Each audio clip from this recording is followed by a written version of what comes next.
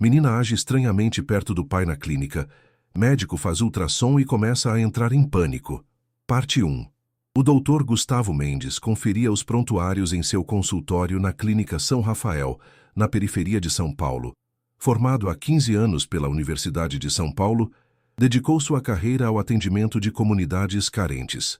Seu compromisso com a medicina humanizada e acessível transformou sua pequena clínica em um centro de referência no bairro do Jabaquara. A recepcionista bateu na porta e avisou sobre a próxima consulta. Gustavo organizou os documentos sobre a mesa, ajustou o estetoscópio no pescoço e preparou-se para receber os pacientes. Próxima consulta, doutor. Senhor Paulo Falcão e a filha, Júlia, anunciou Sandra, a recepcionista. Um homem de aparência severa entrou primeiro. Vestido com calça jeans e camisa social, Paulo Falcão mantinha postura rígida. Logo atrás dele, quase escondida, entrou Júlia. A adolescente de aproximadamente 14 anos mantinha a cabeça baixa, evitando qualquer contato visual. Suas mãos trêmulas seguravam a barra da blusa larga que vestia. Bom dia, sou o Dr. Gustavo. Em que posso ajudá-los hoje? Perguntou o médico, indicando as cadeiras à frente de sua mesa. Minha filha anda com dores abdominais e náuseas. Achei melhor trazê-la para uma consulta, respondeu Paulo, sentando-se e gesticulando para que a filha fizesse o mesmo.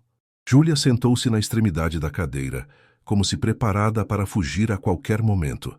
Seu corpo tenso e a recusa em estabelecer contato visual chamaram a atenção imediata de Gustavo. Júlia, você pode me contar sobre essas dores? Perguntou Gustavo, direcionando sua atenção para a adolescente. Antes que ela pudesse responder, Paulo interrompeu. Começou há algumas semanas. Ela reclama de dores na barriga e vomita quase todas as manhãs. Acho que pode ser alguma infecção intestinal ou algo assim. Gustavo observou a dinâmica entre os dois. O pai dominava completamente a conversa, enquanto Júlia permanecia em silêncio absoluto. Você está na escola, Júlia? Tentou novamente o médico. Ela estuda em casa, sou professor e preferi dar aulas particulares para ela. O ensino nas escolas públicas da região deixa muito a desejar, explicou Paulo, novamente impedindo que a filha respondesse. Os anos de experiência médica alertaram Gustavo. Algo não estava certo naquela relação. A adolescente mostrava todos os sinais de alguém aterrorizado, mas precisava ser cauteloso. Preciso examinar Júlia. Vou pedir que ela vá para a sala de exames com a enfermeira Rita. É procedimento padrão, senhor Falcão, informou Gustavo, pressionando o interfone para chamar a enfermeira. Paulo franziu a testa, demonstrando desconforto. Não posso acompanhá-la? Ela é muito tímida com estranhos. Infelizmente não é possível. Nosso protocolo exige privacidade para pacientes adolescentes durante o exame físico. A enfermeira estará presente o tempo todo, explicou Gustavo com firmeza profissional. A enfermeira Rita entrou na sala e Gustavo pediu que levasse Júlia para a sala de exames. Relutante, Paulo permitiu que a filha saísse, não sem antes lançar-lhe um olhar severo que não passou despercebido pelo médico. Na sala de exames, longe da presença intimidadora do pai, Gustavo tentou estabelecer uma conexão com a adolescente.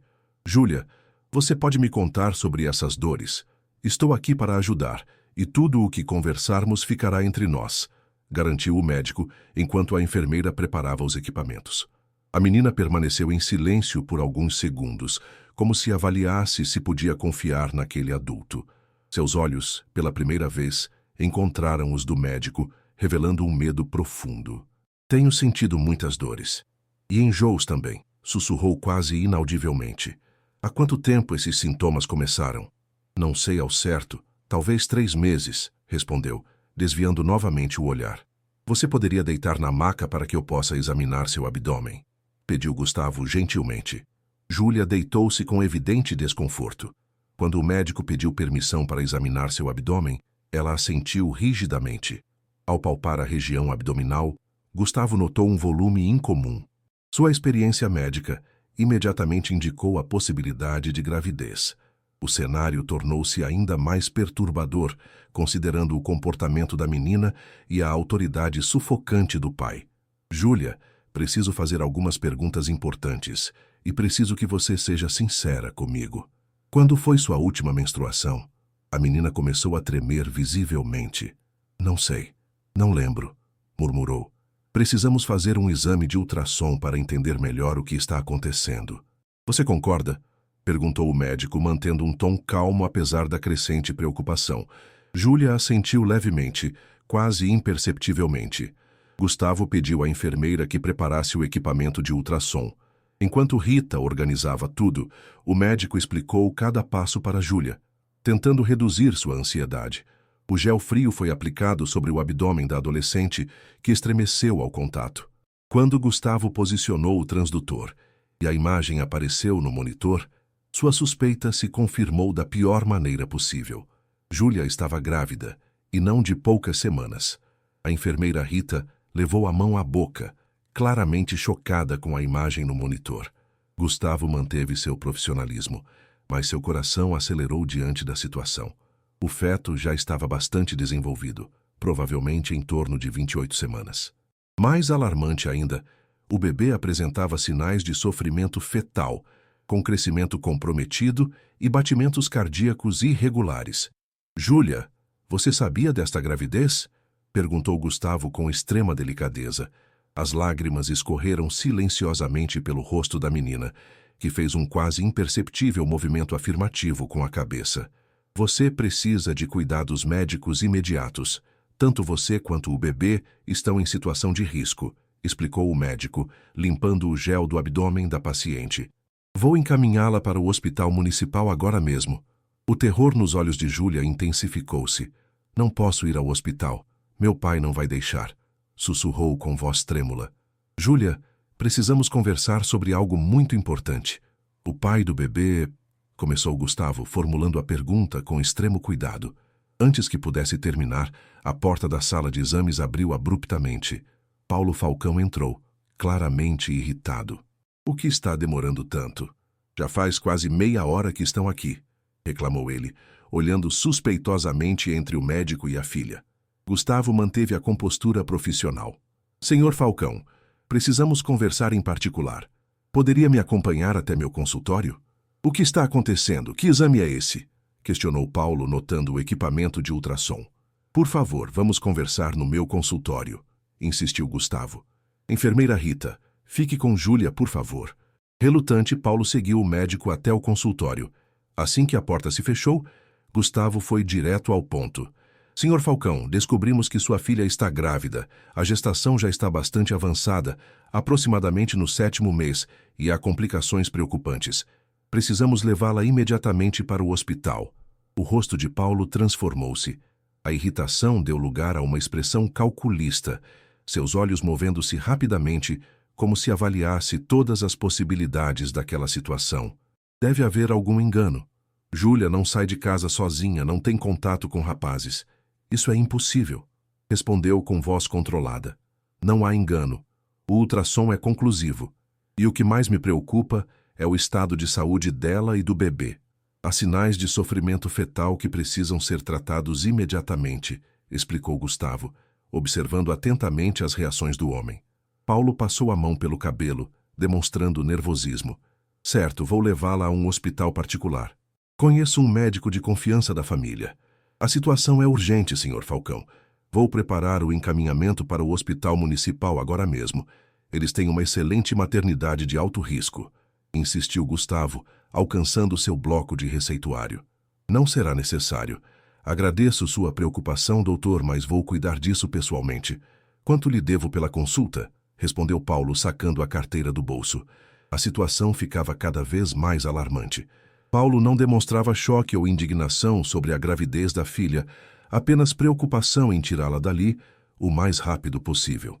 Senhor Falcão, como médico, tenho responsabilidade legal sobre o bem-estar da sua filha neste momento. Ela precisa de atendimento especializado imediato, afirmou Gustavo com firmeza. E como pai, eu tenho a palavra final sobre o que acontece com minha filha. Vou pagar a consulta e levá-la para casa. Depois decidiremos o melhor a fazer, rebateu Paulo, colocando o dinheiro sobre a mesa. O médico respirou fundo, tentando manter a calma. Temo que não seja tão simples. Estamos diante de uma situação de risco à saúde e possivelmente de outras questões legais envolvendo uma menor de idade. Os olhos de Paulo estreitaram-se perigosamente. Está me acusando de algo, doutor? Não estou acusando ninguém. Estou apenas cumprindo meu dever médico e legal. Adolescentes grávidas em situação de risco são casos que precisamos reportar ao Conselho Tutelar e garantir atendimento médico adequado, explicou Gustavo, segurando o telefone. Vou ligar para o hospital agora. Paulo levantou-se abruptamente. Não vai ligar para lugar nenhum. Vou buscar minha filha e sair daqui. Nesse momento, Sandra, a recepcionista, bateu à porta e entrou no consultório. Doutor, tenho uma ligação urgente. É do laboratório sobre os resultados de outro paciente. Gustavo percebeu a deixa da recepcionista, que certamente notara a atenção crescente. Senhor Falcão, me dê 1 minuto. Volto imediatamente. Saindo do consultório, Gustavo encontrou Rita no corredor, visivelmente agitada. Doutor, a menina está apavorada. Quando o pai saiu, ela começou a tremer incontrolavelmente. Consegui acalmá-la um pouco, mas estou muito preocupada, relatou a enfermeira em voz baixa. Precisamos agir rápido. Ligue para a polícia e para o Conselho Tutelar. Diga que temos uma situação de emergência envolvendo possível abuso de menor. Vou tentar ganhar tempo, instruiu Gustavo, retornando rapidamente ao consultório. Para sua surpresa, o consultório estava vazio. Paulo havia saído. Um mau pressentimento tomou conta do médico, que correu para a sala de exames. A porta estava aberta e nem Júlia nem seu pai estavam lá. Eles saíram! Paulo pegou a menina pelo braço e saiu praticamente arrastando-a. Tentei impedir, mas ele me empurrou, explicou Sandra ofegante. Miguel, o segurança, tentou intervir, mas Paulo ameaçou processá-lo por agressão se tocasse nele ou na filha. Gustavo correu para a entrada da clínica, mas era tarde demais. Viu apenas um carro preto acelerando na rua. Conseguiu a placa do carro? Perguntou a recepcionista. Sim, anotei. E também tirei uma foto quando eles estavam entrando no carro, respondeu Sandra, mostrando seu celular. Ótimo. A Rita está ligando para a polícia e o Conselho Tutelar. Vamos precisar dessas informações, disse Gustavo, retornando apressadamente ao consultório para reunir todos os dados do prontuário de Júlia. Enquanto esperavam a chegada das autoridades, Gustavo revisou as poucas informações que tinha sobre a família. O endereço fornecido era no bairro Morumbi, uma área nobre da cidade. Paulo havia preenchido uma ficha com dados básicos, seu nome completo, Paulo Roberto Falcão, e o de sua filha, Júlia Falcão. Não havia menção à mãe da menina ou qualquer outro familiar. A polícia chegou 20 minutos depois, seguida por uma conselheira tutelar. Gustavo relatou detalhadamente tudo o que havia ocorrido, desde o comportamento suspeito de Paulo até a descoberta da gravidez avançada e a fuga precipitada. Dr. Mendes, o senhor tem o dever legal de reportar casos assim e fez o correto, confirmou a delegada Lívia Campos. Vamos iniciar as buscas imediatamente e verificar o endereço fornecido. Estou extremamente preocupado com o bem-estar de Júlia. O bebê apresenta sinais de sofrimento fetal que requerem intervenção médica urgente, explicou Gustavo. Entendo sua preocupação. Faremos o possível para localizá-los rapidamente, garantiu a delegada, tomando notas. O senhor mencionou que suspeitava de abuso. Pode elaborar? O comportamento da menina era claramente de alguém traumatizado. A forma como o pai controlava todas as suas respostas, o fato de ela ser educada em casa sem contato com outras pessoas e principalmente sua reação quando descobriu a gravidez. Em nenhum momento demonstrou surpresa ou indignação, apenas pressa em tirá-la da clínica. A conselheira tutelar, Helena Vargas, interveio. Educação domiciliar não é ilegal, mas precisa seguir regulamentações e ter acompanhamento. Vamos verificar se a família está registrada no sistema. Doutor, o senhor teria alguma forma de contato com a mãe da menina ou outros familiares? Perguntou a delegada. Infelizmente não. Não há menção à mãe no prontuário e em nenhum momento o senhor Falcão falou sobre ela ou qualquer outro familiar, respondeu Gustavo. Enquanto a polícia iniciava os procedimentos de busca, Gustavo não conseguia parar de pensar em Júlia. A expressão de terror em seus olhos o assombrava. Decidiu que não poderia simplesmente esperar pelo desenrolar das investigações oficiais. Delegada Campos gostaria de acompanhar a visita ao endereço fornecido. Como médico dela, posso ser útil caso a encontrem, ofereceu-se. A delegada considerou por um momento. Não é procedimento padrão, mas, considerando a situação médica, aceito sua presença. Contudo, o senhor deverá permanecer na viatura até recebermos autorização para entrar na residência. Gustavo concordou prontamente. Organizou rapidamente seus compromissos na clínica, delegando os pacientes do restante do dia para outros médicos. Rita ofereceu-se para acompanhá-lo, argumentando que Júlia poderia sentir-se mais segura com a presença de uma mulher. Em menos de uma hora, 3 viaturas policiais, um carro do Conselho Tutelar e o veículo de Gustavo, com Rita no banco do passageiro, chegaram ao endereço no Morumbi. A casa, uma construção imponente cercada por muros altos e sistemas de segurança, parecia uma fortaleza inexpugnável. Os policiais tocaram o interfone repetidamente, sem resposta. Após várias tentativas, a delegada decidiu solicitar um mandado de busca emergencial, baseado na situação de risco envolvendo uma menor grávida necessitando de cuidados médicos urgentes. Enquanto aguardavam o mandado, Gustavo observava a casa atentamente. Foi quando notou um movimento no segundo andar, através de uma pequena janela. Por um breve momento, vislumbrou o rosto de Júlia olhando para fora, antes de desaparecer rapidamente. "Eles estão lá dentro!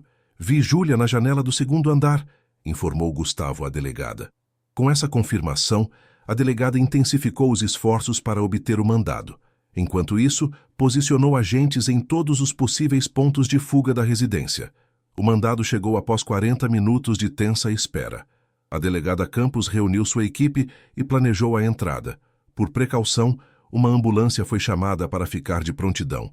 "Dr. Mendes, o senhor e a enfermeira Rita permaneçam aqui até garantirmos que é seguro entrar", instruiu a delegada. Os policiais arrombaram o portão e avançaram para a entrada principal. Após anunciarem sua presença e não receberem resposta, forçaram a porta da frente. A delegada e 3 agentes entraram, enquanto outros cercavam a propriedade. Os minutos de espera pareceram eternos para Gustavo. Finalmente, a delegada saiu à porta e fez sinal para que ele e Rita se aproximassem.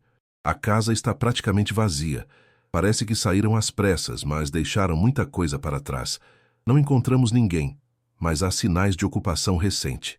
Gostaria que o senhor verificasse o quarto que acreditamos ser da menina", explicou. Gustavo e Rita seguiram a delegada até um pequeno quarto no segundo andar. O ambiente era austero, quase espartano. Uma cama simples, um guarda-roupas e uma escrivaninha compunham todo o mobiliário. Não havia decorações nas paredes, nem objetos pessoais visíveis. Parecia mais uma cela do que o quarto de uma adolescente. "Isso não parece normal para o quarto de uma menina de 14 anos", comentou Rita, olhando ao redor desconcertada. Gustavo examinou o local cuidadosamente. Ao abrir o guarda-roupas, encontrou apenas algumas peças de roupa básicas. Na escrivaninha, havia alguns livros didáticos e cadernos. Folheando os cadernos, percebeu que continham apenas exercícios resolvidos, sem qualquer anotação pessoal ou desenho nas margens. "Delegada, a senhora notou que não há fotos da menina pela casa, nem mesmo fotos de família", observou Gustavo. "Sim, é incomum. Estamos verificando todos os documentos que encontramos para estabelecer há quanto tempo vivem aqui e se há registros da mãe ou outros familiares", respondeu a delegada. Enquanto a polícia continuava a busca, Gustavo notou algo sob a cama. Abaixando-se, encontrou um pequeno caderno escolar escondido entre o estrado e o colchão. Diferente dos outros materiais, este parecia ter sido usado como uma espécie de diário. Abriu o caderno com cuidado e encontrou escritos em uma caligrafia infantil e trêmula. As primeiras páginas continham desenhos simples e frases soltas, mas conforme avançava, o conteúdo tornava-se mais perturbador. "Delegada, acho que encontrei algo importante", chamou Gustavo, entregando o caderno à policial. Lívia Campos examinou o material com expressão grave. "Isso confirma nossas suspeitas. Há relatos claros de abuso neste diário. E olhe isso, há menções a uma mulher chamada Daniela, que ela chama de mãe." Gustavo sentiu uma pontada de esperança. Se pudessem localizar a mãe de Júlia, talvez conseguissem mais informações sobre o paradeiro da menina. A equipe forense chegou para processar o local, e Gustavo e Rita foram conduzidos de volta à delegacia para formalizarem seus depoimentos. Enquanto aguardavam, a delegada apareceu com novas informações. Conseguimos identificar Daniela Rivera, ex-esposa de Paulo Falcão. Eles se divorciaram há 5 anos e ela perdeu a guarda da filha em um processo judicial bastante controverso. Estamos tentando localizá-la. Existe a possibilidade de Paulo ter levado Júlia para a casa de algum familiar? Perguntou Gustavo. Estamos verificando todos os parentes conhecidos. Já enviamos equipes para 2 endereços. Também emitimos um alerta de busca pelo veículo dele, informou a delegada. Enquanto prestavam seus depoimentos, uma notícia chegou. O carro de Paulo havia sido encontrado abandonado próximo a um terminal rodoviário. As câmeras de segurança do local capturaram imagens dele comprando passagens, mas não foi possível identificar para qual destino. As horas seguintes foram de intensa atividade policial. Todas as empresas de ônibus foram notificadas, e as imagens de Júlia e Paulo foram distribuídas para rodoviárias em todo o estado. O caso ganhou prioridade máxima devido ao risco de vida para a adolescente grávida. Já passava das 8 da noite quando Gustavo finalmente conseguiu retornar à clínica para organizar seus pertences e encerrar o expediente. Rita havia ido direto para casa, exausta pelo longo e estressante dia. Enquanto guardava documentos em sua pasta, Gustavo recebeu uma ligação da delegada Campos. Doutor Mendes, conseguimos localizar Daniela Rivera. Ela está vindo à delegacia agora. Achei que o senhor gostaria de saber. Obrigado por me avisar, delegada. Devo ir até aí? Perguntou Gustavo. Seria útil se puder. A senhora Rivera está bastante abalada e talvez as informações médicas que o senhor tem possam ajudá-la a entender a situação, explicou Lívia. Gustavo dirigiu imediatamente para a delegacia. Ao chegar, foi conduzido a uma sala de reuniões onde encontrou uma mulher de aproximadamente 40 anos, com traços que lembravam os de Júlia. Daniela Rivera tinha olheiras profundas e expressão angustiada, mas mantinha uma postura determinada. Senhora Rivera, este é o Dr. Gustavo Mendes, o médico que atendeu Júlia hoje e notificou as autoridades, apresentou a delegada. Daniela levantou-se e apertou a mão de Gustavo firmemente. Obrigada por ajudar minha filha, doutor. Estou tentando encontrá-la há anos. Anos? A senhora não tinha qualquer contato com Júlia? Perguntou Gustavo surpreso. Daniela sentou-se novamente, visivelmente emocionada. Paulo conseguiu a guarda total após nosso divórcio. Ele apresentou laudos psicológicos falsificados, alegando que eu tinha transtornos mentais que me tornavam inapta para cuidar de Júlia. Depois, mudou-se sem deixar endereço. Contratei detetives e entrei com recursos judiciais, mas ele sempre esteve um passo à frente. A delegada interviu. Estamos verificando esses processos judiciais. Parece haver indícios de corrupção e falsificação de documentos. O juiz que conduziu o caso de guarda foi afastado recentemente por suspeitas semelhantes em outros processos. Doutor, como minha filha está? O que aconteceu com ela? Perguntou Daniela diretamente a Gustavo. O médico explicou a situação com toda a delicadeza possível, detalhando o estado de saúde de Júlia e a gravidez avançada. Daniela ouviu tudo com crescente horror, mas manteve-se forte. Aquele monstro... Eu sempre soube que havia algo errado. As poucas vezes que tive contato com Júlia após a separação, notei mudanças no comportamento dela. Ela parecia apavorada perto dele. Tentei alertar as autoridades, mas ninguém acreditou em mim, desabafou Daniela, com lágrimas nos olhos. Senhora Rivera, qualquer informação sobre locais que seu ex-marido frequentava, pessoas próximas a ele, pode nos ajudar a encontrá-los, pediu a delegada. Daniela forneceu todos os dados que conseguia lembrar. Nomes de familiares de Paulo, amigos antigos, propriedades que ele mencionara possuir. Ele sempre falava de uma chácara na região de Campinas, onde o avô dele morava. Não sei o endereço exato, mas fica próximo a um lago artificial, lembrou Daniela. A delegada imediatamente acionou as equipes para verificar essa nova pista. Enquanto aguardavam novas informações, Daniela contou mais sobre seu relacionamento com Paulo e como ele havia mudado drasticamente após o nascimento de Júlia. No início, era um homem encantador. Após Júlia nascer, tornou-se obsessivamente controlador. Isolou-me de amigos e familiares, monitorava todas as minhas ligações. Quando finalmente consegui o divórcio, ele usou todo o seu dinheiro e influência para tirar Júlia de mim, relatou Daniela. A madrugada avançava quando a delegada recebeu uma ligação importante. Uma viatura policial na região de Campinas havia localizado um imóvel rural registrado em nome do avô falecido de Paulo. Moradores locais confirmaram ter visto um homem com uma adolescente chegando ao local naquela tarde. Estamos enviando equipes para lá agora mesmo, informou a delegada. Senhora Rivera, a senhora deve permanecer aqui até termos a situação sob controle. Não posso ficar parada enquanto minha filha está em perigo, protestou Daniela. Entendo sua angústia, mas precisamos agir com cautela. Trata-se de uma situação delicada envolvendo uma menor em risco. A presença da senhora pode complicar a abordagem, explicou Lívia Campos. Gustavo também foi orientado a aguardar na delegacia. A espera foi agonizante. Cada minuto parecia uma eternidade, enquanto imaginavam o que poderia estar acontecendo com Júlia. Finalmente, por volta das 4 da manhã, a delegada recebeu a confirmação. A equipe havia encontrado Paulo e Júlia na chácara. Paulo tentou resistir à prisão e fugir com a menina pelos fundos da propriedade, mas foi contido. Júlia está segura. Está sendo levada para o Hospital Municipal de Campinas neste momento. Seu estado de saúde é estável, mas precisará de acompanhamento médico imediato devido à gravidez de risco, informou a delegada. Daniela desabou em lágrimas de alívio. Preciso ir para lá. Preciso ver minha filha. Uma viatura vai levá-la até o hospital. Doutor Mendes, o senhor gostaria de acompanhá-los? Ofereceu a delegada. Sim, quero garantir que Júlia receba todos os cuidados necessários, respondeu Gustavo prontamente. Durante o trajeto para Campinas, Daniela alternava entre momentos de alívio e profunda apreensão. Gustavo tentou prepará-la para o estado emocional em que Júlia provavelmente se encontraria. Senhora Rivera, sua filha passou por um trauma severo. Ela pode não reagir imediatamente como a senhora espera. Precisará de tempo, paciência e muito apoio psicológico, explicou. Farei tudo o que for necessário para ajudá-la a se recuperar. Nunca desisti dela, e não vou desistir agora, afirmou Daniela com determinação.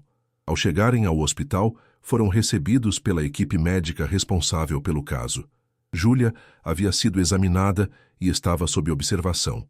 O obstetra de plantão confirmou que, apesar dos sinais de sofrimento fetal, com os cuidados adequados havia boas chances para mãe e bebê. Daniela foi autorizada a ver a filha, mas Gustavo sugeriu que ele entrasse primeiro para preparar Júlia para o encontro.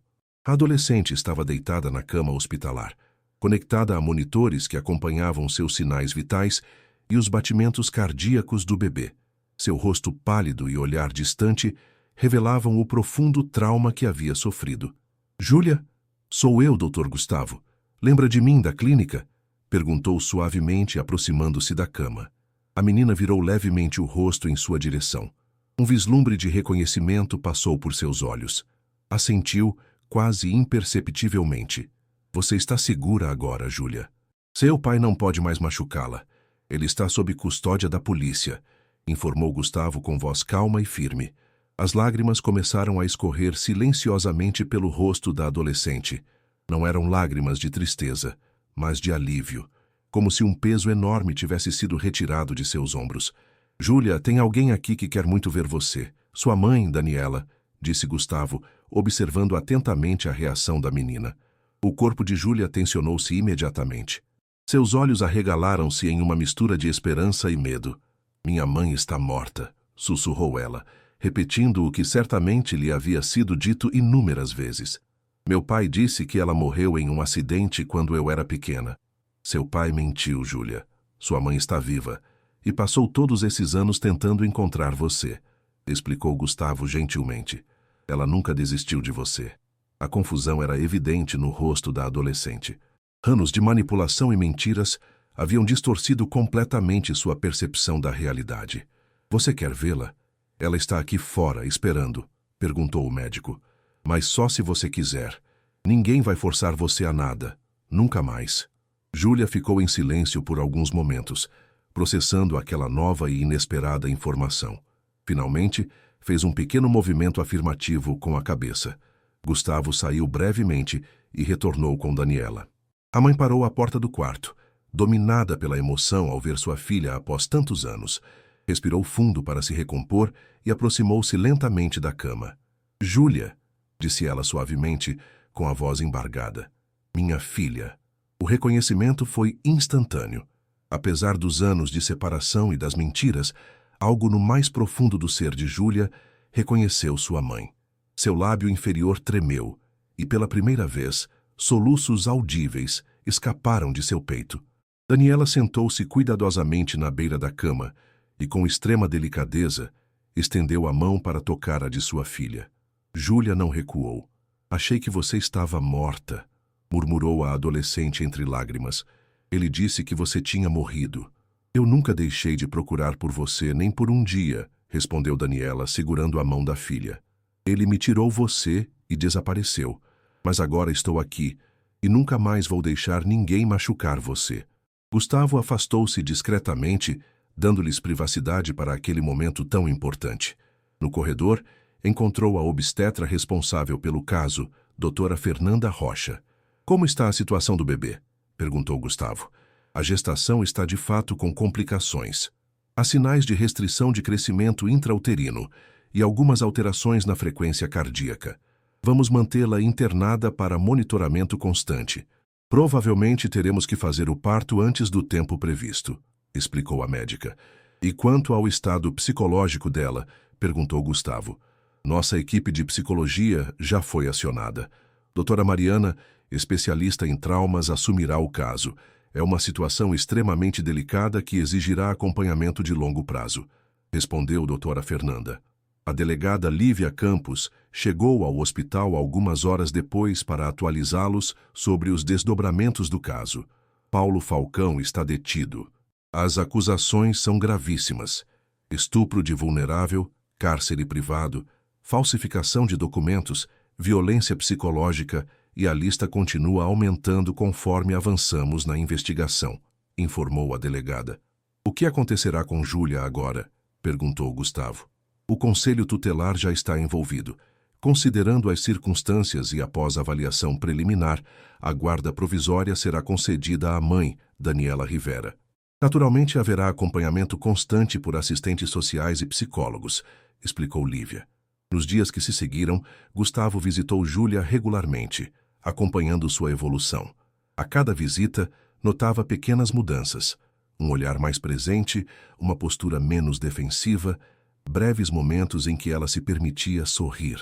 Daniela praticamente se mudou para o hospital, permanecendo ao lado da filha dia e noite. Com paciência e amor, começou a reconstruir o vínculo que Paulo havia tentado destruir. Uma semana após a internação, Júlia finalmente começou a falar sobre o que havia vivido. Em sessões cuidadosamente conduzidas pela psicóloga, e sempre com Daniela por perto, a adolescente revelou anos de abusos físicos, psicológicos e sexuais. Paulo havia isolado completamente a menina do mundo exterior, criando um ambiente de medo e dependência absoluta. A manipulação psicológica foi tão intensa que Júlia acreditava que o que vivia era normal, que todas as famílias funcionavam daquela maneira. A investigação policial revelou que Paulo havia forjado não apenas os laudos psicológicos de Daniela durante o processo de divórcio, mas também documentos escolares que supostamente comprovavam que Júlia recebia educação domiciliar adequada. Na realidade, a menina havia sido privada até mesmo de educação básica. 2 semanas após a internação, o estado de saúde do bebê deteriorou-se repentinamente.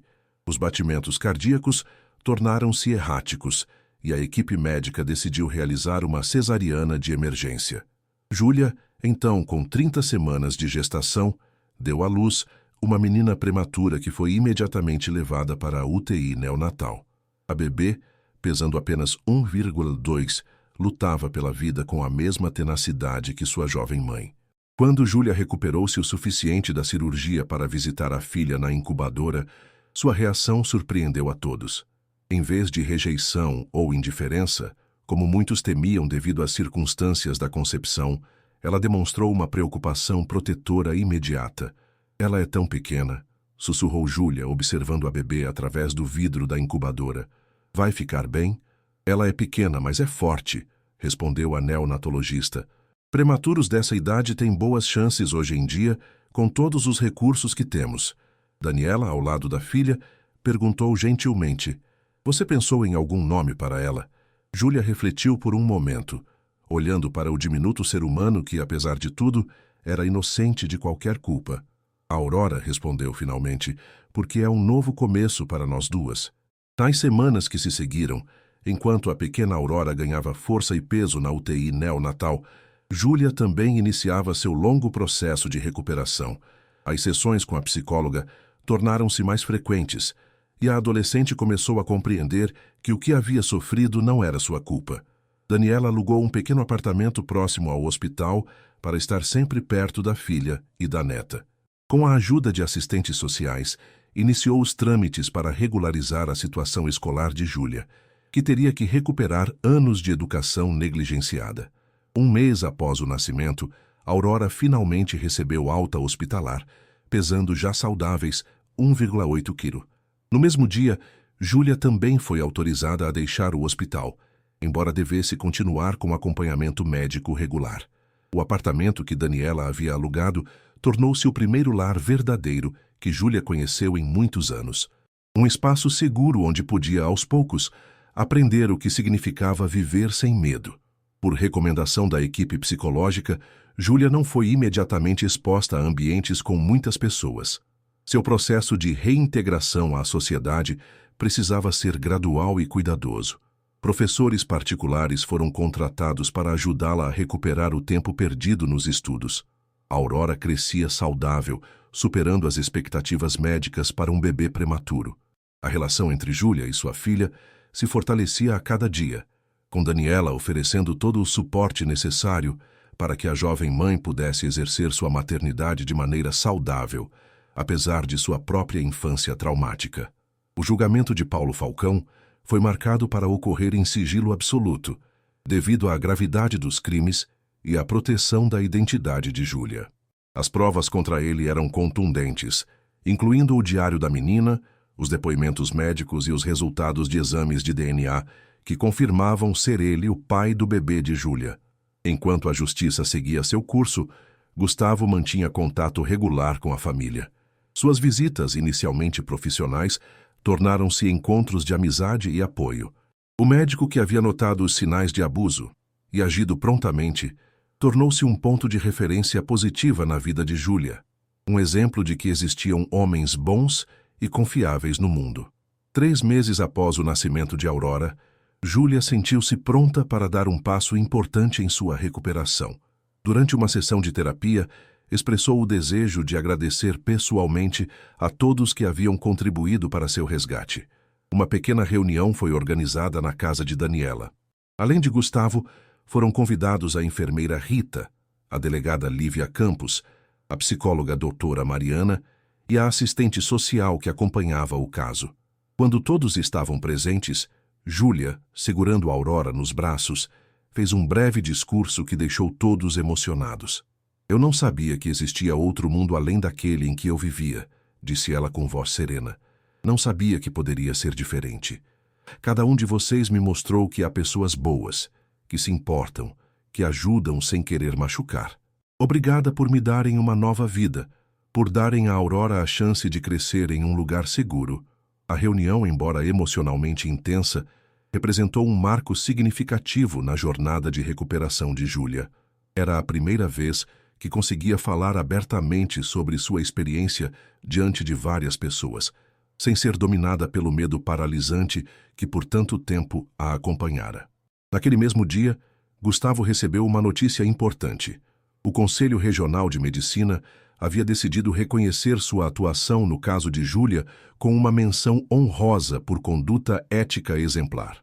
O reconhecimento, embora gratificante, era secundário diante da verdadeira recompensa: ver Júlia e Aurora seguras e com a possibilidade de um futuro promissor pela frente.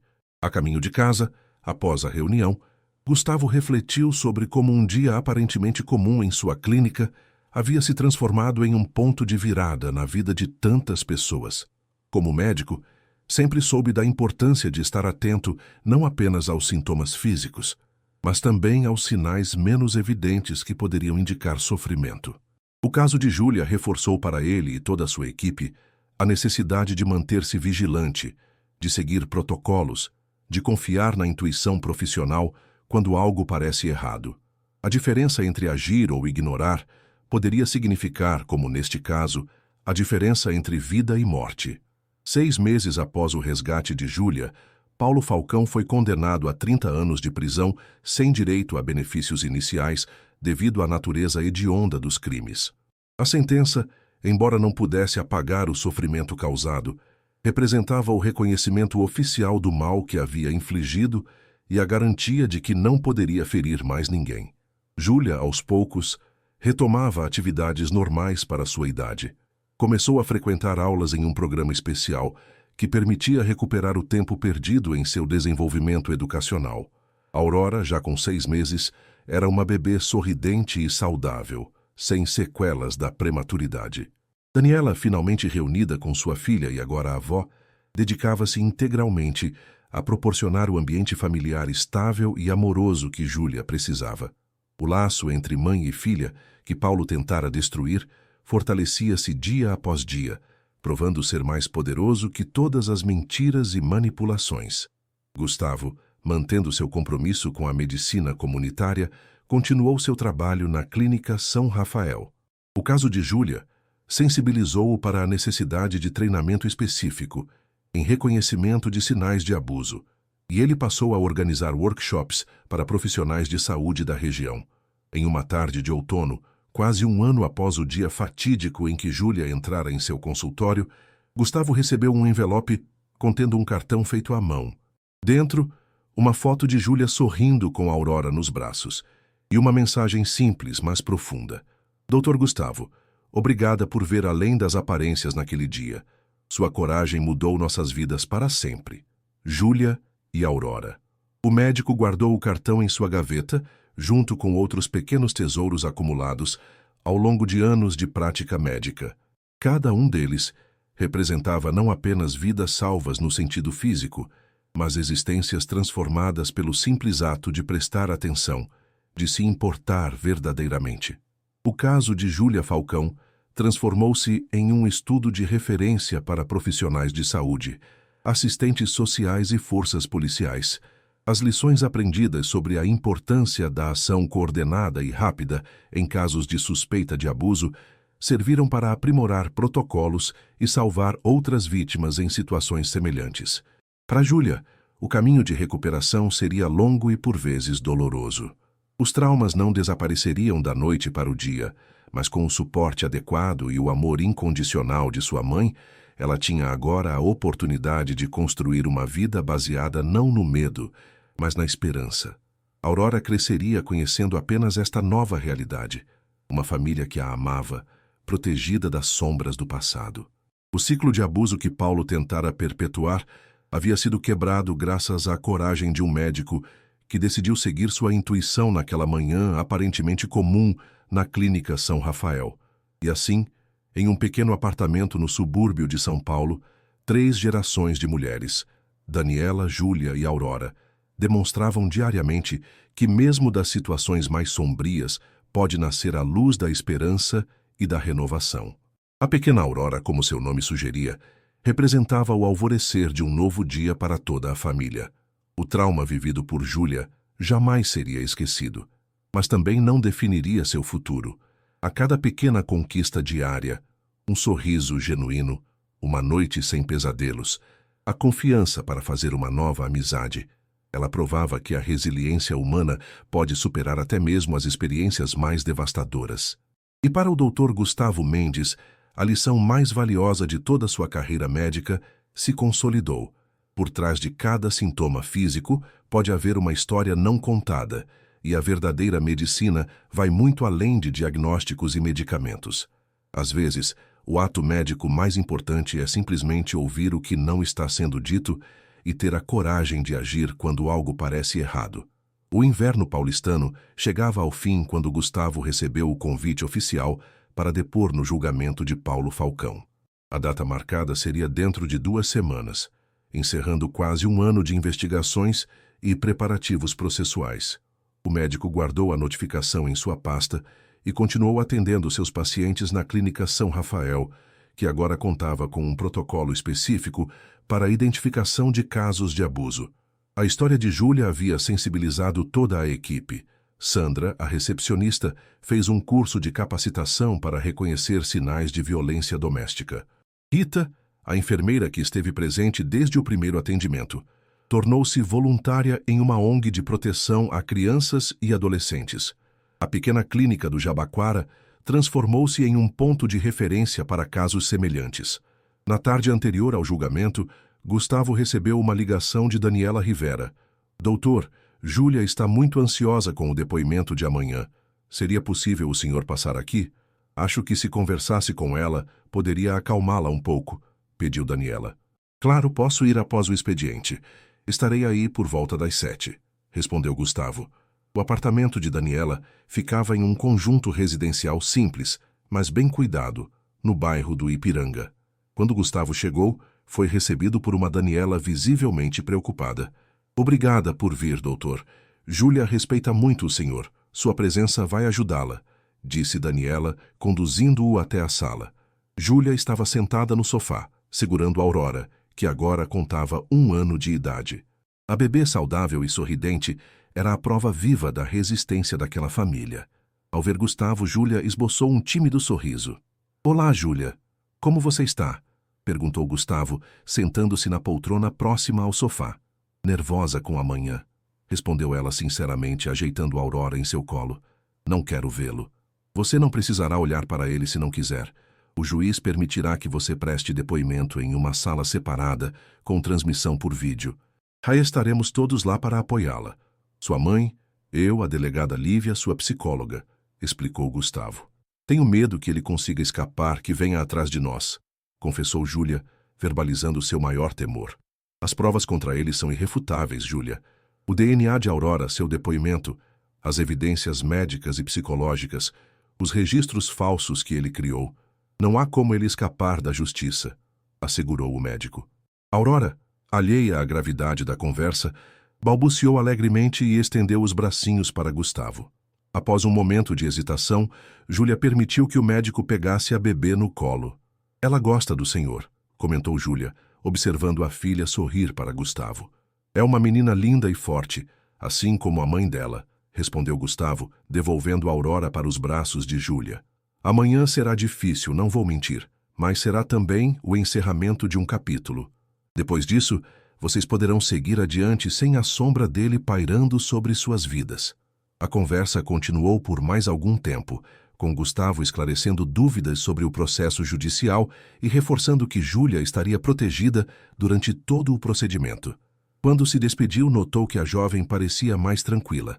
Na manhã seguinte, o Fórum Criminal da Barra Funda estava movimentado como sempre, mas a sala destinada ao julgamento de Paulo Falcão tinha acesso restrito.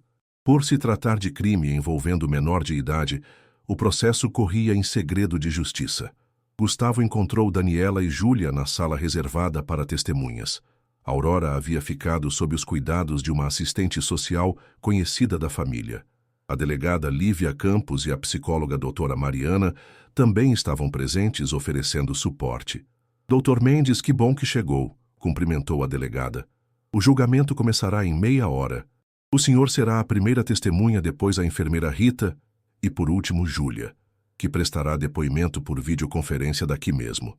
Gustavo assentiu e sentou-se ao lado de Júlia, que parecia pálida e apreensiva. Respire fundo. Lembre-se do que conversamos ontem. Você só precisa contar a verdade exatamente como aconteceu, disse ele gentilmente. Quando seu nome foi chamado, Gustavo entrou na sala de audiências. O ambiente formal e solene era intimidador, com o juiz presidindo a sessão do alto de sua bancada. À direita, o promotor de justiça organizava seus documentos. À esquerda, a defesa de Paulo, representada por um advogado de aparência austera. E lá estava Paulo Falcão, sentado ao lado de seu advogado, mais magro e abatido que da última vez que Gustavo o vira, mas com o mesmo olhar calculista. Por um breve momento, seus olhares se cruzaram, e Gustavo sentiu um arrepio ao lembrar-se de tudo que aquele homem havia feito à própria filha. Após o juramento, Gustavo relatou em detalhes o dia em que Júlia entrara em sua clínica. Descreveu o comportamento controlador de Paulo, O medo evidente de Júlia, a descoberta da gravidez avançada, a tentativa de fuga e todas as ações que tomou para proteger a adolescente. Dr. Mendes, em sua experiência profissional, os sinais apresentados por Júlia Falcão eram compatíveis com uma situação de abuso continuado? Perguntou o promotor. Sem dúvida. O medo extremo, a relutância em falar, a submissão absoluta ao pai, o isolamento social indicado pela informação de que estudava em casa, tudo apontava para uma situação grave de abuso, respondeu Gustavo com segurança. O advogado de defesa tentou desacreditar o testemunho de Gustavo, sugerindo que ele havia extrapolado suas funções médicas e tirado conclusões precipitadas. Dr. Mendes, não é verdade que o senhor fez um pré-julgamento da situação baseado apenas em sua impressão pessoal, sem evidências concretas de abuso naquele momento? Questionou o advogado. Não se tratava de impressão pessoal, mas de avaliação clínica, baseada em anos de experiência e em protocolos médicos estabelecidos para a identificação de possíveis vítimas de abuso. A gravidez avançada de uma adolescente de 14 anos já configura por si só uma situação de violência sexual, independente de quem seja o autor, respondeu Gustavo com firmeza. Após quase 2 horas de depoimento, Gustavo foi dispensado. Ao sair, cruzou com Rita, que entrava para seu testemunho. Voltou para a sala de testemunhas, onde encontrou Júlia acompanhada por doutora Mariana, preparando-se para seu depoimento. Como foi? Perguntou Daniela, ansiosa. Correu tudo bem. O advogado dele tentou algumas manobras, mas o promotor estava bem preparado, respondeu Gustavo. Rita retornou 1 hora depois, visivelmente emocionada, após seu depoimento. Logo em seguida, chegou o momento que todos temiam, o depoimento de Júlia. A sala foi preparada para a videoconferência. Apenas Júlia, doutora, Mariana e um oficial de justiça permaneceriam no recinto durante o depoimento. Daniela, Gustavo e Rita aguardariam do lado de fora. Você consegue, filha. Estarei aqui fora o tempo todo, disse Daniela, abraçando Júlia antes de sair. O depoimento durou mais de 3 horas. Quando finalmente terminou, Júlia saiu da sala exausta, mas com uma serenidade surpreendente. Era como se um peso enorme tivesse sido retirado de seus ombros. Acabou, disse ela simplesmente, abraçando a mãe. O julgamento prosseguiu por mais 2 dias, com depoimentos de especialistas forenses, psicólogos e investigadores. Na tarde do 3º dia, o juiz proferiu a sentença. Paulo Falcão foi condenado a 30 anos de prisão em regime fechado por estupro de vulnerável, cárcere privado, falsificação de documentos, violência psicológica e outros crimes. Ao ouvir a sentença, Júlia chorou silenciosamente, não de tristeza, mas de alívio. Era o encerramento oficial do capítulo mais sombrio de sua vida. Na saída do fórum, enquanto aguardavam o carro de Daniela, Gustavo notou uma mulher se aproximando. Era Helena Vargas, a conselheira tutelar que acompanhara o caso desde o início. Dr. Mendes, que bom encontrá-lo. Estava no julgamento e queria dar os parabéns pelo seu testemunho. Foi fundamental para a condenação, disse Helena. Apenas cumpri meu dever, respondeu Gustavo modestamente. Seu apenas cumprir o dever salvou a vida dessa menina e de sua filha, insistiu Helena. Aliás, é sobre isso que queria falar. Estamos organizando um programa de capacitação para profissionais de saúde sobre identificação e manejo de casos de abuso. Gostaria que o senhor participasse como palestrante, compartilhando sua experiência. Gustavo aceitou o convite imediatamente. Sabia que muitos outros casos semelhantes poderiam ser prevenidos ou interrompidos se mais profissionais estivessem atentos aos sinais. Nas semanas seguintes, a vida começou a adquirir uma nova normalidade para Júlia e sua família. Com o auxílio de um programa especial de educação, ela avançava rapidamente nos estudos, compensando os anos perdidos. Aurora, já caminhando e falando suas primeiras palavras, crescia saudável e feliz. Daniela conseguiu um emprego melhor como assistente administrativa em uma empresa, permitindo-lhe se mudar para um apartamento maior em um bairro mais tranquilo. A nova residência tinha 2 quartos, um pequeno jardim comunitário e ficava próxima a uma boa escola, onde Júlia eventualmente se matricularia. 3 meses após o julgamento, Gustavo recebeu um convite para um almoço na casa nova de Daniela e Júlia. Era um domingo ensolarado, ideal para a pequena celebração que elas haviam planejado. Ao chegar, encontrou não apenas a família, mas também Rita, Lívia Campos, Doutora Mariana e Helena Vargas. Que surpresa agradável, comentou Gustavo cumprimentando a todos. Queríamos reunir as pessoas que fizeram a diferença em nossas vidas, explicou Daniela, conduzindo-o até o quintal, onde uma mesa havia sido arrumada sob uma árvore. Aurora, agora com 15 meses, corria pelo gramado, perseguindo uma borboleta, sob o olhar atento de Júlia. A jovem mãe, prestes a completar 16 anos, parecia uma pessoa completamente diferente daquela menina aterrorizada que entrara na clínica São Rafael naquela manhã fatídica. Durante o almoço, a conversa fluiu naturalmente, sem menções ao passado sombrio que os havia unido.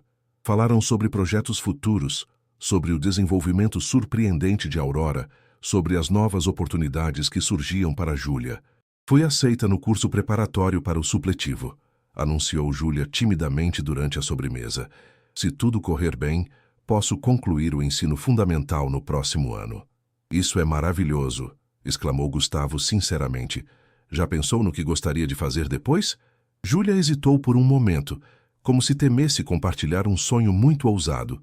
Na verdade, tenho pensado em seguir carreira na área de saúde, talvez enfermagem ou psicologia. Rita sorriu, visivelmente emocionada com a revelação. Você seria uma excelente enfermeira, Júlia. Tem sensibilidade e força, as duas qualidades mais importantes na nossa profissão. Ainda tenho muito a aprender e um longo caminho pela frente, respondeu Júlia, ruborizando com o elogio.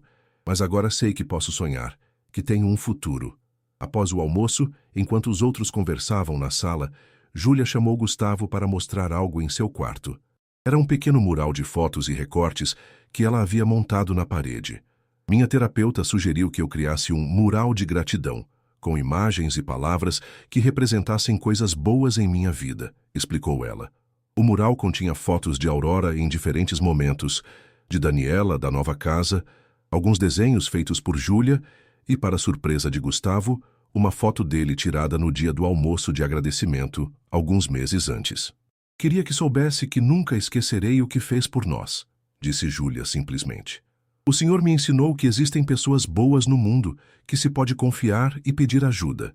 Gustavo, emocionado, não encontrou palavras imediatamente. Finalmente respondeu. Você me ensinou algo ainda mais importante, Júlia. Ensinou-me sobre a incrível força que existe dentro de cada ser humano, mesmo nas situações mais difíceis. Sua coragem inspirou a todos nós. De volta à sala, Gustavo observou aquele grupo improvável reunido em torno de Aurora, que encantava a todos com seus passinhos incertos e sorrisos fáceis. Pessoas de diferentes origens e profissões, unidas inicialmente por uma tragédia, agora compartilhavam momentos de genuína alegria. Pensou em todos os outros casos que permaneciam nas sombras, crianças e adolescentes vivendo situações semelhantes às de Júlia, sem que ninguém percebesse ou tivesse coragem de intervir. Reforçou mentalmente seu compromisso com o programa de capacitação que Helena estava organizando. Cada profissional treinado significava mais chances de identificar e salvar outra Júlia. O sol começava a se pôr quando Gustavo se despediu da família. Aurora, já sonolenta, acenou um adeus com sua mãozinha rechonchuda. Júlia, com a filha no colo, parecia finalmente em paz. Daniela, ao lado das duas, representava a força do amor materno que, mesmo após anos de separação forçada, permaneceu inabalável. Dirigindo de volta para casa, Gustavo refletiu sobre os estranhos caminhos que a vida trilha. Como um dia aparentemente comum na clínica, havia se transformado no ponto de virada para tantas pessoas. Como decisões tomadas em frações de segundo podiam determinar destinos inteiros. Na semana seguinte, o programa de capacitação teve início em um auditório da Secretaria Municipal de Saúde. Profissionais de diversas unidades básicas e hospitais da região estavam presentes, ansiosos para aprender a identificar e lidar com casos de abuso. Quando chegou sua vez de falar, Gustavo compartilhou a história de Júlia, preservando sua identidade, mas detalhando os sinais que o alertaram desde o primeiro momento. Falou sobre a importância de protocolos claros, da necessidade de ação rápida e coordenada, do papel fundamental que cada profissional de saúde pode desempenhar na proteção de crianças e adolescentes. Muitas vezes, somos a única chance que uma vítima tem, concluiu ele. Um olhar atento, uma pergunta certa, a coragem de agir quando algo parece errado, podem literalmente salvar vidas. O programa expandiu-se para outras regiões da cidade e, eventualmente, para outros municípios. A história de Júlia, ainda que anônima, tornou-se um caso de estudo em faculdades de medicina e enfermagem, um exemplo poderoso de como a atenção aos detalhes e a coragem de intervir podem interromper ciclos de violência. Um ano após o julgamento, Gustavo recebeu um envelope contendo um convite para a festa de 2 anos de Aurora. Junto, havia um cartão feito à mão com um desenho colorido de 3 figuras de mãos dadas: uma mulher, uma adolescente e uma criança pequena. Dentro, uma mensagem escrita com caligrafia cuidadosa.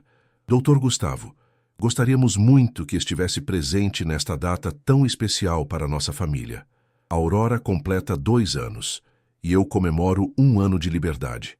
Cada dia é uma nova descoberta para nós duas. Obrigada por ter sido o primeiro a enxergar além das aparências. Júlia, Aurora e Daniela. A festa foi simples, mas cheia de alegria. Aurora, agora uma criança falante e curiosa, encantava a todos com sua energia. Júlia, prestes a concluir o supletivo do ensino fundamental, falava animadamente sobre seus planos de ingressar em um curso técnico de enfermagem. Daniela observava a filha e a neta com orgulho evidente, saboreando a normalidade que tanto haviam lutado para conquistar. Durante a festa, Gustavo conversou brevemente com doutora Mariana sobre o progresso de Júlia. Ela avançou incrivelmente no tratamento, comentou a psicóloga. Ainda há momentos difíceis, claro. Traumas profundos não desaparecem completamente, mas ela desenvolveu mecanismos saudáveis para lidar com eles. E quanto à relação dela com Aurora? Sempre me preocupei com isso, considerando as circunstâncias, confessou Gustavo. É uma das coisas mais impressionantes deste caso, respondeu doutora Mariana. Júlia conseguiu separar completamente Aurora das circunstâncias de sua concepção. Para ela, a filha representa um novo começo, uma chance de quebrar o ciclo de violência e construir algo belo a partir de tanta dor. Naquela noite, ao despedir-se, Gustavo observou Júlia embalando Aurora, que adormecera em seus braços. Seus olhos, antes sempre vigilantes e temerosos, agora transmitiam serenidade. O fantasma de Paulo Falcão, que por tanto tempo a assombrara, finalmente perdera seu poder. Nos anos que se seguiram, Gustavo acompanhou à distância o desenvolvimento daquela família que o destino colocara em seu caminho. Júlia concluiu o ensino médio através do supletivo e ingressou na faculdade de enfermagem, determinada a ajudar outras pessoas vulneráveis. Aurora cresceu como uma criança saudável e feliz, cercada pelo amor da mãe e da avó, protegida das sombras do passado. Daniela, finalmente realizada em seu papel de mãe e avó, dedicou parte de seu tempo livre a um grupo de apoio para mulheres que buscavam retomar contato com filhos alienados por ex-parceiros abusivos. Quanto a Paulo Falcão, cumpria sua pena em uma penitenciária de segurança máxima, sem qualquer contato com a família que havia traumatizado.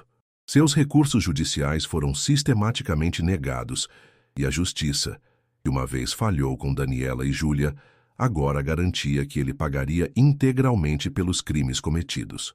O programa de capacitação iniciado por Helena Vargas, com a participação de Gustavo, tornou-se referência nacional, sendo adotado em diversas cidades brasileiras.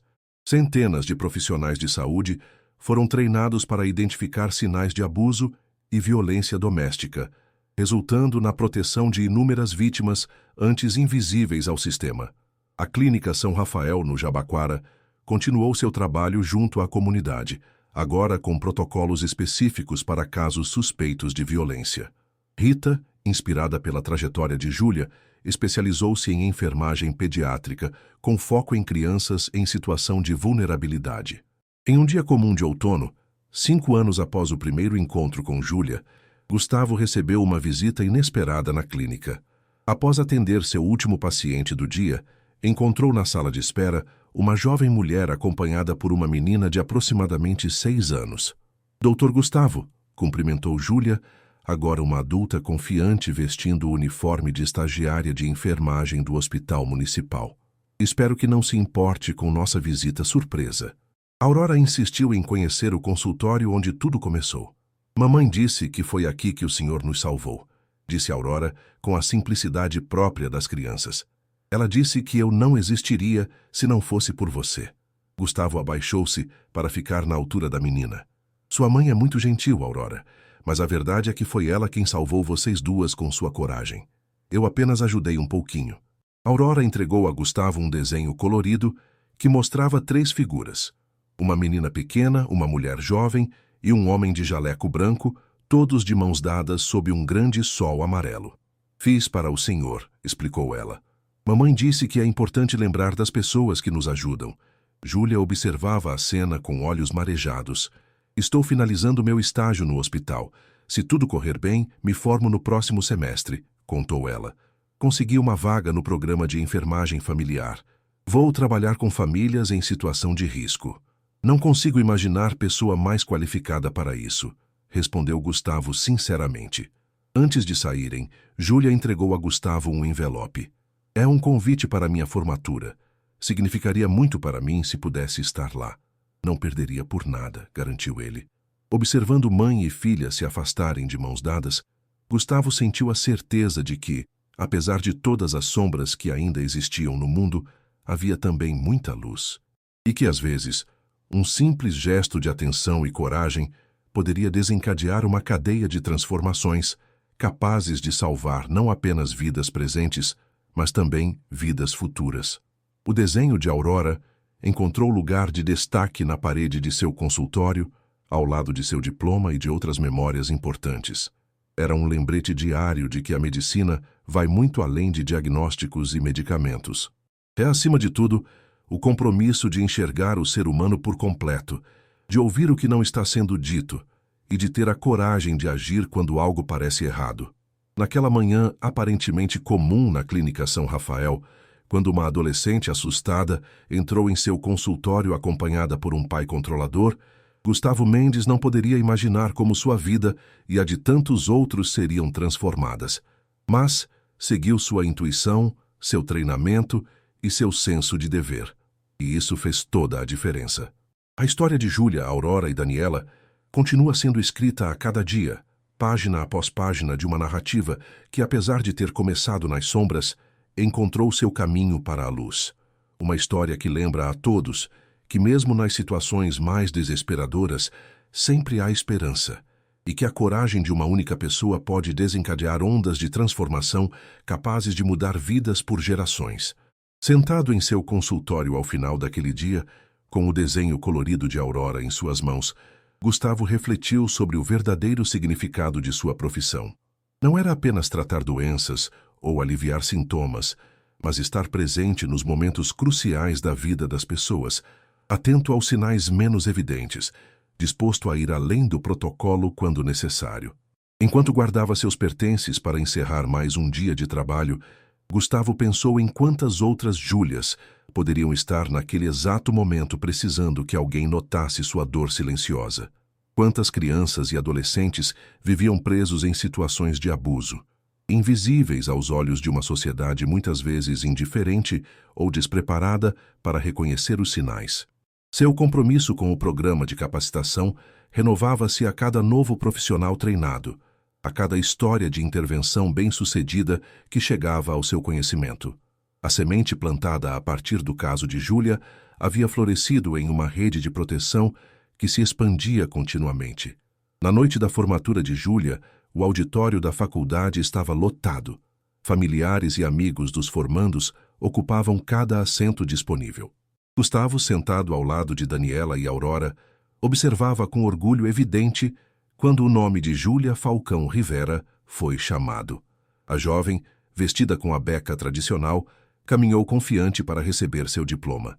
Ao retornar ao seu lugar, seus olhos encontraram os de sua filha, sua mãe e do médico que havia mudado o curso de sua história.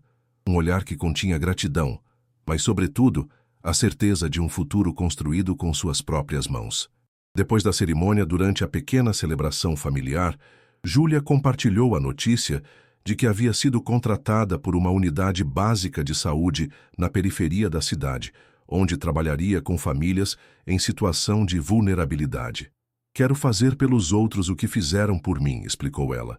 Ser aquela pessoa que nota quando algo está errado e tem coragem de agir. Aurora, agora uma menina esperta de 7 anos, orgulhosamente anunciou que queria ser médica como o tio Gustavo.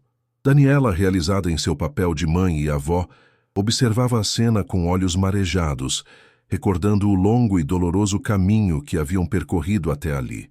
A história daquela família, nascida da mais profunda dor, transformara-se em um poderoso testemunho da resiliência humana e da importância de não desviar o olhar diante do sofrimento alheio.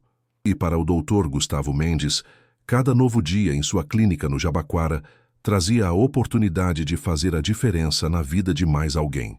Porque aprendeu, da maneira mais impactante possível, que por trás de sintomas físicos podem esconder-se histórias não contadas de dor e sofrimento, e que às vezes tudo o que é necessário para mudar uma vida inteira é simplesmente prestar atenção e ter a coragem de agir.